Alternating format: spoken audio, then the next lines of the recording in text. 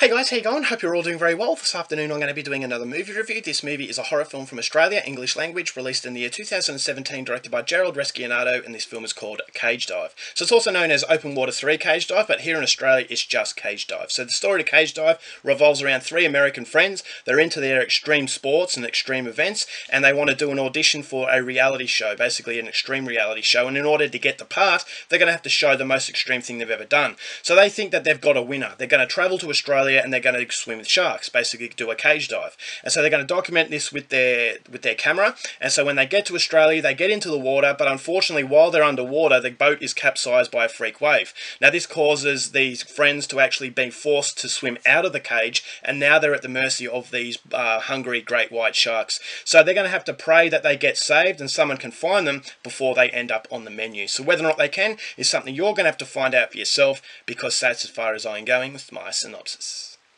Now my thoughts on Cage Dive. When you see this film, when you see the trailer, you see the cover to it, you're probably thinking to yourself, not another shark movie. Shark movies have come thick and fast recently. Unfortunately, this subgenre is an absolute joke at the moment with Sharknado and all those other disgraces against, cinema. These movies that are just cashing in off Jaws. As soon as Jaws come out, there has been so many imitations. But what I like about shark movies is it's basing itself on the primal fear we have of the ocean.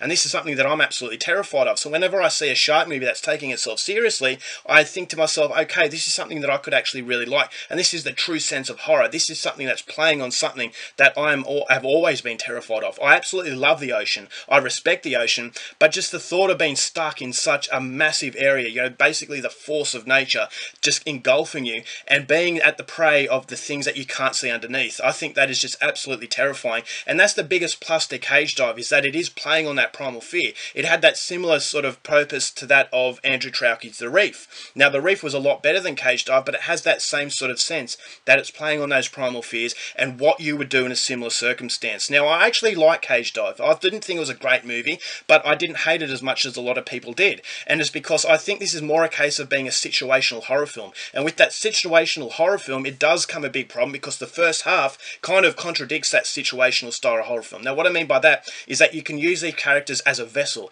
You can use these characters to actually think to yourself what you would do in a similar circumstance. So it's not a case of actually liking a character, it's a case of putting yourself inside that character's mentality. And I think the found footage approach that the movie has, although you have to have a strong sense, suspension of disbelief, because they are filming everything, I still thought the found footage camera aspect actually gives you the impression that you're in the water there. You're actually holding the camera and you're actually looking through and seeing what they're seeing. And so I think that the shark attacks in this movie, the way that they're being shot, I thought was very, very terrifying. This is a movie that actually got my anxiety levels up quite considerably in the last half of it. I just thought the sharks were vicious. The sharks in reality aren't quite that vicious. This is more of a stereotypical view of a shark. But as far as a movie is concerned, I just thought the sharks were absolutely terrifying. You don't know where they're coming from. And so there were some underwater shots that I thought were very effective, but there was also some shots where the shark attacks came out of nowhere, and it's jump scares. But this is basically, as I said, that primal fear of the unknown, what's underneath you. And I think just the use of the imagination is absolutely terrifying. I think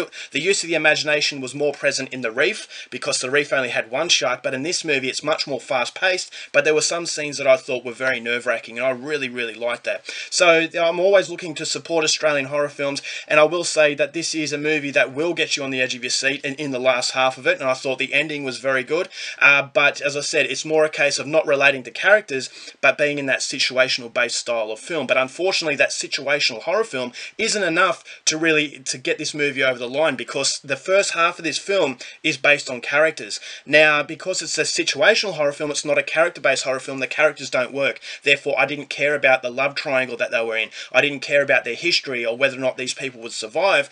And for that, I thought the first half of this film was wasted, is because it had so much attention to these uninteresting characters. So if you're going to have a character-based film, at least make them somewhat relatable, at least make them sympathetic to the point where when they actually face really bad things in the second half, it would work a lot better. So that was something to me that I was very impatient. I just wanted them to get into the water. As I said, this is a movie where these characters are a vessel. They didn't need to be likable. So get it started straight away. Get them in the water straight away, and then all of a sudden we can just be at the prey of these sharks and it can be a really fun time.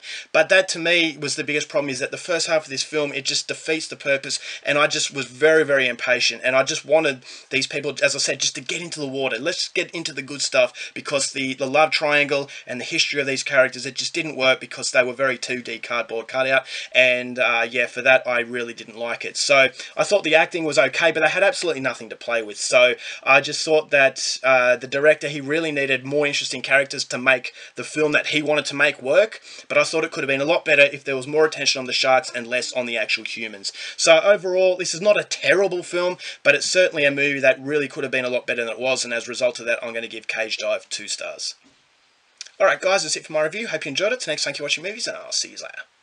Bye.